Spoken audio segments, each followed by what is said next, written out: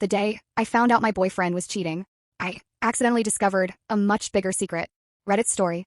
I, 27 female, had been dating my boyfriend Lucas, 29M, for 2.5 years. He was charming, ambitious, and the type of guy who looked like he was carved directly out of boyfriend material Pinterest boards. He had this calmness that made everyone trust him instantly, which should have been my first red flag. Lucas worked as a cybersecurity analyst, so he traveled a lot, sometimes weeks at a time. In the beginning, I thought it was cool, my boyfriend fighting hackers like he's in a Netflix series. But as time went on, something felt off. Texts started coming late. Phone calls became shorter.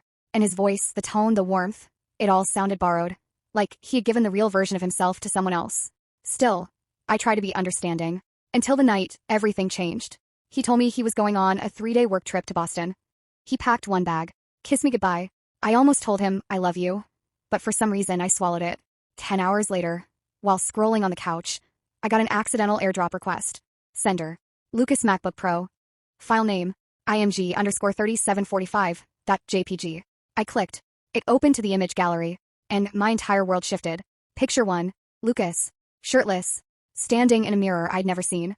Behind him, a woman's legs on a bed. Picture 2. The same woman, kissing his shoulder. Picture 3. Lucas asleep beside her. Time stamped. 20 minutes ago. My hands went numb. I refreshed. The pictures kept updating like a live slideshow. He wasn't in Boston. He was 2 blocks from our apartment. In someone else's bed, I expected tears. Screaming. Maybe a dramatic heartbreak playlist. But, strangely, I felt nothing. Or maybe the feeling was so sharp that my brain numbed itself to survive it. I stared at the pictures and whispered, okay, let's play. I didn't tell my friends. Didn't confront him. Didn't post a cryptic Instagram story like a clown. I waited. Because when a man betrays you this boldly, he's hiding something bigger. And I was right. Using the photo data, thank you, digital timestamps, I tracked the exact apartment building. Classy place. Rooftop pool. Glass balconies. Rent probably cost as much as a kidney. I didn't go inside. I didn't knock. I just waited outside in my car. And 35 minutes later, I saw her. She was stunning. Tall. Curly hair. Silk robe. Coffee in hand. She kissed Lucas goodbye at the entrance like she had no idea he belonged to someone else. Or worse. Maybe she knew. Lucas walked away, like a man with zero guilt in his bloodstream. I took pictures. Videos. Exact timestamps. I collected everything like evidence. Not for him. For me. Did what any modern woman in distress does. I went full FBI mode. I dug through emails, calendar events, travel receipts. I found inconsistencies. His Boston trip wasn't on the company schedule. His boss had emailed him yesterday saying, see you Monday. So he lied to them too. Then I found something stranger. A folder on his laptop titled, nothing to see here. Bro, it might as well have been labeled, open me and your life will change. Inside were dozens of encrypted files. But one folder wasn't encrypted. Inside, a list of names, dates, locations, and amounts of money. Immediately I thought, what the hell are you into? And next to one name was something that made my blood run cold. AVA Taylor. $40,000 pending. The same name on the mailbox of the apartment building. This wasn't cheating. This was something bigger. But what? The night Lucas returned from his trip, he kissed me like nothing happened. Missed you, he said. I smiled. I missed you too. Lies for lies. At 11 p.m., his phone buzzed. He glanced at it, grabbed his coat, and said he had to fix something for work.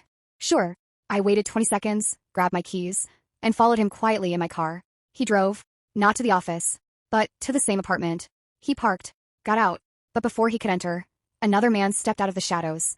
Tall, bald, tattooed. They argued, loudly. I cracked the window to hear. You owe us, the man growled. Lucas whispered something I couldn't hear.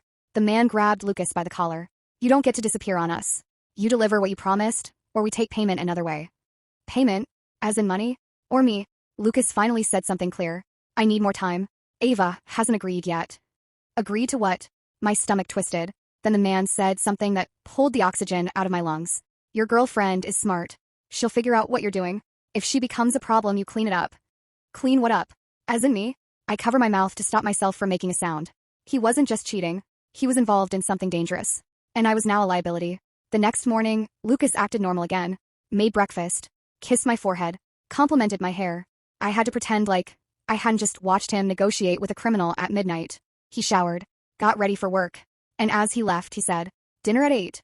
I want to talk to you about something important. Oh, he did. He certainly did. And I wanted him to believe I was clueless. So I said, of course, babe. The moment the door shut, I got to work. I copied every file from his laptop onto an external drive. I contacted a lawyer. I called his boss anonymously. I sent every incriminating file, names, dates, money trails, to HR, the police cybercrimes division, and an investigative journalist. I wasn't done. I then called Ava. Her voice was soft, cautious. Hello, I said. We need to talk. About Lucas. It's about your safety. She froze. You're his? Yes. I'm the girlfriend. But that's not the biggest problem right now. We agreed to meet at a public cafe. When we met, she admitted she had no clue he had a girlfriend. She thought he was single. Then she dropped the bomb. He asked me for money, she said. He said he was in trouble and needed help. I told him no. I showed her the file on his laptop. AVA Taylor. $40,000 pending. Her hand flew to her mouth. He really was trying to scam me. He wasn't cheating for love. He was cheating for money. For leverage. For his own hidden agenda. We joined forces that day. 2 women. 1 man. One very dark fate awaiting him at 7:50 p.m. Lucas arrived home with wine, flowers, and what I assume was a rehearsed speech. Hey babe, he smiled. Hey, I said, with the sweetest voice I could fake. We sat. He poured wine. He held my hand. I've been thinking, he began. We should move in together officially. No more separate places. I almost laughed. This man was planning to trap me financially on top of everything else. Really? I asked sweetly. That sounds amazing. He relaxed. He leaned back. He was so comfortable. Then my doorbell rang. He frowned. Are you expecting someone? No, I said. Are you? He shook his head. I walked to the door. Opened it. Standing there were Ava, the company HR director, 2 police officers. Lucas stood up so fast he dropped the wine glass. What is this? He stammered. I looked him dead in the eye and said, this is the part where your double life collapses. The officer stepped forward. Lucas Gray, you are under arrest for fraud, identity manipulation, and cyber extortion. You have the right to remain silent. Lucas started shaking. What did you do? Me? I smiled coldly. I just connected the dots. Ava stepped forward. And you almost ruined my life. HR handed him a thick envelope. You're terminated. Effective immediately. Police cuffed him.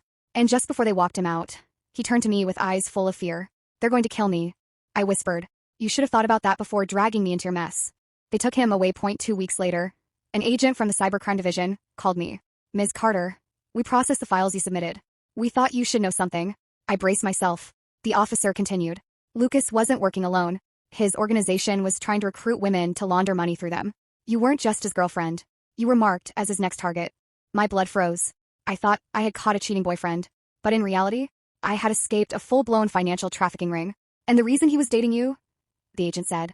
He needed someone intelligent, stable, financially clean, someone whose identity would be worth a lot of money. He was never going to marry you. He was going to use you. I sat there in silence, shaking. The betrayal wasn't romantic. It was strategic. He didn't love me. He studied me, prepared me, positioned me, and then cheated only when he thought he had me under enough control. He wasn't careless. He wasn't stupid. He was calculating. And his biggest mistake was underestimating me. 1 month later, I received a letter from jail. From Lucas. One sentence stood out. If you think you destroyed me, you're wrong. I never work alone. I burned the letter. Moved to a new city. Changed jobs. Changed numbers. I rebuilt my life quietly, carefully, stronger. But sometimes, late at night, I remember his last words. And I wonder, was he warning me? Or threatening me? Either way, I'm ready. Because the girl who once loved him, she died the moment he kissed another woman. The woman who replaced her, she's someone Lucas should have never created.